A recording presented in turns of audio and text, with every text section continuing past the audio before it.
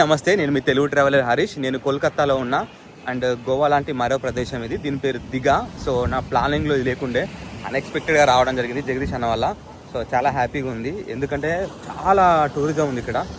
4500 hotels అయినా ఏదైనా కూడా. మేము ఎక్కడ ఉన్నామనంటే నైట్ స్టే చేసింది మమతా బెనర్జీ గారు. దిగా వస్తే ఒకప్పుడు ఎక్కడ స్టే చేద్దురో అక్కడనే మేము నైట్ స్టే చేసినాం.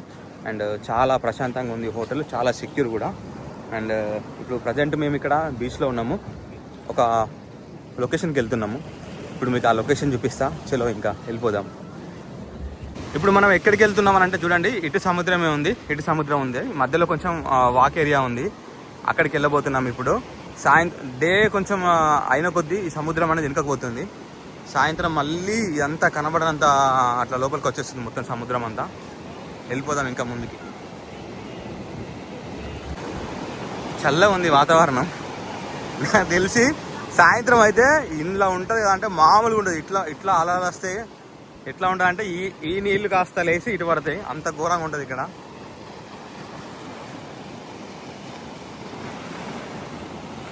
మామూలుగా లేదు, లొకేషన్ సూపర్ ఉంది.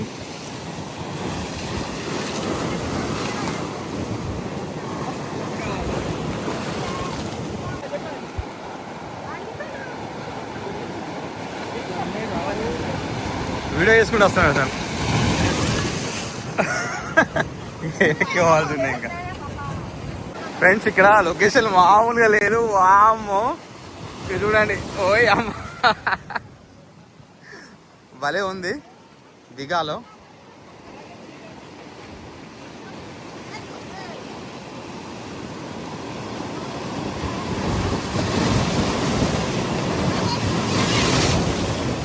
ప్రజెంట్ నేను దిగాలో ఉన్నా కదా. ఈ దిగాలో ఇక్కడ మొత్తం అంతా గ్రాసరీకి సంబంధించింది ఒక లైను, వెజిటేబుల్కి సంబంధించింది ఒక లైను, ఫిష్కి సంబంధించింది ఒక లైను. వెస్ట్ బెంగాల్లో ఫేమస్ అయినవి ఫుడ్లో రెండే, ఒకటి ఆలు, 2 ఫిష్. సో దానికి సంబంధించి ఇప్పుడు మనం ఫిష్ మార్కెట్లో ఉన్నాము. ఏ కర్రీ చూసుకున్నా ఖచ్చితంగా ఆలు అనేది మిక్స్ కావాల్సిందే. ప్రతి లంచ్లో, డిన్నర్లో ఏదైనా కూడా ఫిష్ ఉండాల్సిందే. సో ఫైనల్గా వెళ్దాం ఇంకా ఫిష్ మార్కెట్లోకి. ఇప్పుడు సముద్రంలో చేపలు అనేది పట్టడం బంద్ అయింది. ఇవన్నీ ఎక్స్పోర్ట్ అయ్యి వచ్చిన చేపలే. 2 months 3 months బంద్ చేస్తారంట ఫిష్ పట్టకుండా. సో ఇవన్నీ మన సైడ్ నుంచి వచ్చిన ఫిషే.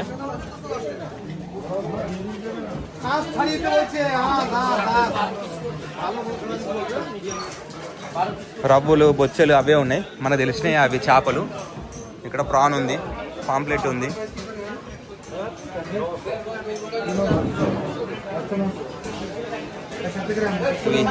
ఎండ్రికాయ పీతలు అంటారు, మేము ఎండ్రికాయలు అంటాం.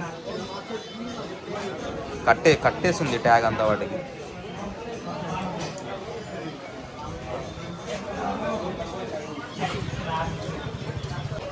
సో ఇవన్నీ పులుస ఫిష్, ఇవన్నీ ఇలస కాదంట, పులుసనంట. ఇక్కడ చాలా దొరుకుతాయంట.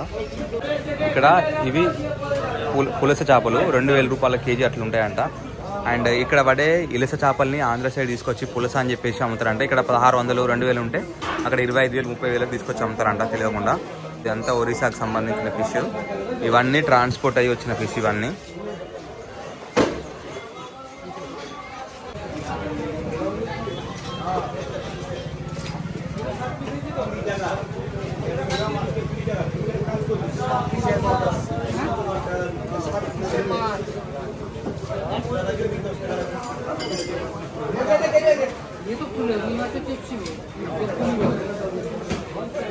సార్ మళ్ళీ ఇక్కడ స్వీట్ షాప్ తీసుకొచ్చాను, కలకత్తా స్వీట్స్. ఇక్కడ దిగాలో చాలా ఫేమస్ అంటాయి స్వీట్స్.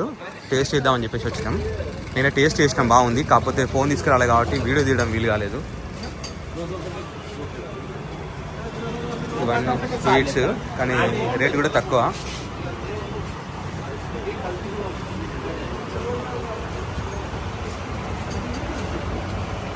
కలకత్తా ఫేమస్ స్వీట్స్కి.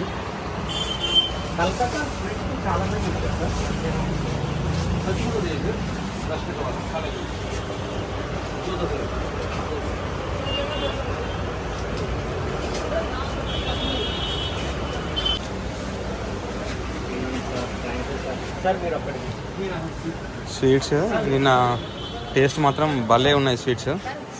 నేను టేస్ట్ చేసిన, మంచిగా ఉన్నాయి స్వీట్స్. ట్రావెలర్స్ అంటే ఇట్లనే ఉంటుంది. అన్న వాళ్ళకి సంబంధించి ఇన్వర్టర్ సిస్టమ్ ఛార్జింగ్ పెట్టుకున్నారు, అన్న ఛార్జింగ్ కేబుల్స్ అవన్నీ ఉన్నాయి. సో ఇది ఇక్కడ నైట్ పడుకున్నాం. చాలా చాలా బాగుంది హోటల్. మీకు బయట వ్యూ చూపిస్తా పదండి ఒకసారి హోటల్ది. ఎవ్రీథింగ్ ఉన్నాయి ఇందులో, ప్రతి ఒక్కటి దొరుకుతున్నాయి ఇక్కడ, ఏం ప్రాబ్లం లేదు. చూడండి ఇక్కడ ఉంది కదా, అంటే ఇది ఇందులో హైలైట్.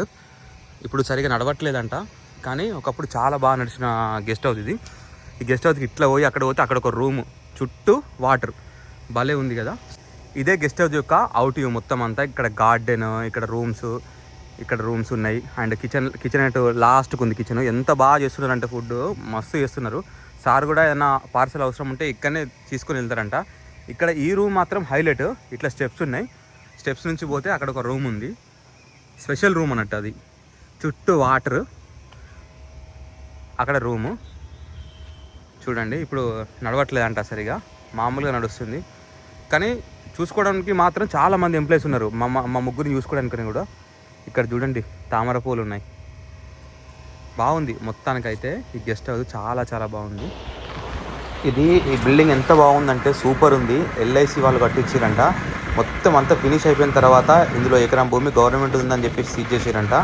మొత్తం ఇటుకలతో ఉన్నా కూడా ఇటుకలన్నీ ఇక్కడ లోకల్ వాళ్ళు అందరూ తీసుకెళ్ళిపోయి దొంగతనం చేసుకుని ఇల్లు కట్టుకున్నారంట అందరూ. ఫైనల్గా బీచ్కి వచ్చేసినాం. ఈ సముద్రం స్పెషాలిటీ ఏంటంటే పొద్దున కాగానే సముద్రం ఎండిపోతుంది. మళ్ళీ సాయంత్రం అయితే ఇక్కడ ఉందిగా, ఇక్కడ వరకు వాటర్ ఫుల్. సో సముద్రంలో ఇట్లా బీచ్లో కూర్చొని ఎంజాయ్ చేయాలంటే ఇదే బీచ్. గోవాలో కూడా ఇట్లా అలో చేయరు వాటర్లోకి. కొంచెం ఇసుకలో ఉండి ఏమైనా తినడానికి ఏమన్నా డ్రింక్కి పర్మిషన్ ఇస్తారు. సో ఇక్కడ చూడండి ఇంకా ఇట్లా బండ మీద పెట్టి చికెన్ అమ్ముతున్నారు, ఫిష్, ప్రాన్, ప్రతి ఒక్క ఐటము మనం ఆర్డర్ తీసుకొని ప్రిపేర్ చేసి ఇస్తున్నారు. డ్రింక్స్ కూడా వాళ్ళ దగ్గర అన్నీ అవైలబుల్ ఉన్నాయి. సాయంత్రం అయితే మాత్రం ఇక్కడ ఎవ్వరు కూర్చోలేరు, అంత ఎక్కువ వస్తుంది సముద్రం, అంత డిఫరెంట్ ఉంది. ఫైనల్గా మేము ఆర్డర్ చేసిన ఫుడ్ అయితే వచ్చింది. సీ ఫుడ్, పీతలు, ఎండ్రికాయలు, రెండివే. మేము కూడా అంత లోతుకి వెళ్ళకుండా ఇక్కడే కూర్చున్నాం. ఇక్కడున్న ఐటమ్స్లో ఏది కావాలనుకున్నా కూడా వెంటనే ఫాస్ట్గా చేసి ఇస్తున్నారు. అక్కడే మనకు నీట్గా కడిగిచ్చేసి చేసిస్తున్నారు. సార్ ఒక మంచి లొకేషన్ నుంచి మమ్మల్ని తీసుకెళ్తున్నాడు, ఎక్కడికో తెలియదు అండ్ చెప్పలేదు, సడన్ సర్ప్రైజ్ అని చెప్పేసి అన్నాడు. అండ్ ఇట్లా ఇంక వెళ్ళిపోతున్నాం. చిన్న విలేజెస్ ఇవి, చాలా లోపలికి వెళ్ళిపోయినాం ఇక్కడ నుంచి. చూడండి సడన్ టర్నింగ్స్, చిన్న రోడ్లు, అంతా మొత్తం రూరల్ లైఫ్. లొకేషన్ చూడండి. అండ్ ఒక్కొక్కసారి టర్నింగ్ల మీద బండ్లు వస్తున్నాయి, ఆవులు వస్తున్నాయి, అందుకే చాలా మెల్లగా వెళ్తున్నాము. లొకేషన్ బాగుందని చెప్పేసి ఇష్టం ఉన్నట్టు స్పీడ్ మాత్రం పిక్ అయిపోతాము. ఇక్కడ బ్రిక్స్ చాలా షార్టేజ్ ఉంటాయంట, అందుకే ఎక్కడైనా కనబడితే మొత్తం అన్నీ లేపుకొని పోతారంట బ్రిక్స్. ఎక్కడైనా గోడ ఉన్నా కూడా అవసరమైతే తీసేసుకొని పోతారంట, ఏదైనా గవర్నమెంట్కి సంబంధించిన ప్రాజెక్టులు అవి. ఇప్పుడు మనం సువర్ణరేఖ రివర్లో ఉన్నాము. ఇప్పుడు మనం ఏ పొజిషన్కి పోతామో చూడండి. ఇంకా వర్షాకాలం మామూలుగా ఉండదంట ఈ రివరు. ఇక్కడ పైన ఉంది కదా, దీని మీద నుంచి ఫ్లో అవుతుందంట.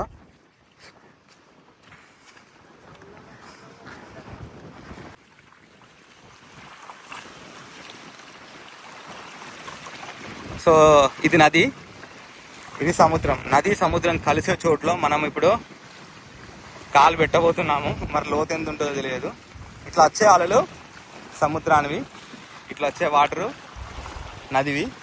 సముద్రం చూడండి, ఇక్కడ ఐలాండ్ ఉంది, ఐలాండ్ తర్వాత మొత్తం సముద్రమే. సో ఈ రివర్లో నుంచి వెళ్ళే పులస చేపలు ఎదురెక్కి ఆంధ్ర సైడ్ వస్తాయి. ఇక్కడ పులసైనా ఇలసైనా 1600 రూపాయలకే కేజీ. ఇక్కడ ఇలస చేపలు కూడా ఆంధ్రాకి తీసుకొచ్చి 25,000 30,000 రూపాయలు కేజీ చొప్పున అమ్ముతారంట. సో తినేవాళ్ళు జాగ్రత్త. అండ్ అక్కడ తినే వాళ్ళు ఇక్కడికి వచ్చినప్పుడు ఎప్పుడైనా టేస్ట్ చేయండి, ఆల్మోస్ట్ సేమ్ టేస్ట్ ఉంటుందంట. మంచినీటిలోకి వస్తే టేస్ట్ మారిపోద్ది అంటారు కదా, దాదాపు సేమ్గానే ఉండే ఛాన్స్ ఉంటుందంట. ట్రై చేయండి ఎప్పుడన్నా దిగాలోకి వస్తే, దిగాలోకి వస్తే టేస్ట్ చేయండి. సో రివర్ చిన్నగా అయిపోయింది చాలా. ఈ లొకేషన్కి వచ్చే ప్లేస్ కూడా వచ్చేది రోడ్డు కూడా చాలా బ్యూటిఫుల్ ఉంది. ఈ నీళ్ళు వేడి ఉన్నాయి, ఆ నీళ్ళు చల్లగా ఉన్నాయి. సో ఇట్లా ఇక్కడ నుంచి పైకి ఎక్కి వెళ్ళిపోదాం.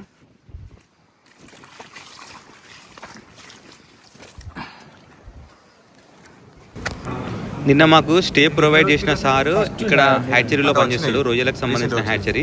సో దాన్ని తీసుకెళ్ళడం జరిగింది. దానికి సంబంధించిన ఫుల్ వీడియో అప్లోడ్ చేస్తున్నా. అండ్ ఈ వీడియో మాత్రం చిన్న క్లిప్ చేస్తున్నా అంతే. చాలా బాగుంది హ్యాచరీ. ప్యాకింగ్ కూడా చూసినాము ఎట్లా చేయడం అని చెప్పేసి. ఇట్లా కౌంట్ చేస్తూ స్పూన్తో ప్యాకింగ్ చేసి పంపిస్తారంట ఇక్కడ నుండి. చూడండి సార్ ఎట్లా కౌంట్ చేస్తున్నాడు. కథం ఇంకా దానిలో ఆక్సిజన్ నింపి ప్యాక్ చేసేయడమే. అది దగ్గరలో ఉన్న చెరువులకి పార్సల్ వెళ్ళిపోతుంది. చాలా బాగా అనిపిస్తుంది నాకు చూస్తే. ఎంత ఫాస్ట్గా ఉన్నారంటే చాలా ఫాస్ట్గా ఉన్నారు. టకటక టకటక టకటక చేసి మొత్తం ఒక నిమిషంలోనే మొత్తం అన్ని ప్యాకెట్లు కట్టేసారు. అంత ఫాస్ట్ చేస్తున్నారు పని.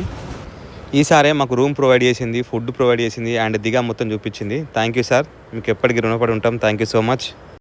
ఫైనల్గా ఈరోజు దిగాలో నా మొత్తం తిరగడం అంతా అయింది.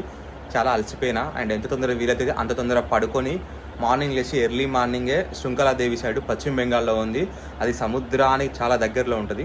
ఆ శక్తిపీఠం చూసుకొని వీలైనంత వరకు జార్ఖండ్లో ఉన్న బైద్యనాథ్ వరకు స్టార్ట్ అయిపోతా. సో ఇది నా వీడియో. చాలామంది చాలా విధంగా సజెషన్ చేస్తున్నారు అండ్ నేను ఇంప్లిమెంట్ చేసుకుంటా. And thank you so much for your suggestions and thank you so much. And ఈ వీడియో కనుక మీకు నచ్చినట్టయితే లైక్ చేసి సబ్స్క్రైబ్ చేసి మీ ఫ్రెండ్స్కి షేర్ చేయండి. అండ్ నేను భారత యాత్ర చేస్తున్న ఈ ట్రిప్కి మీ సపోర్ట్ ఉంటుందని మనస్ఫూర్తిగా కోరుకుంటూ మీ Telugu traveller Harish. Thank you. Bye bye.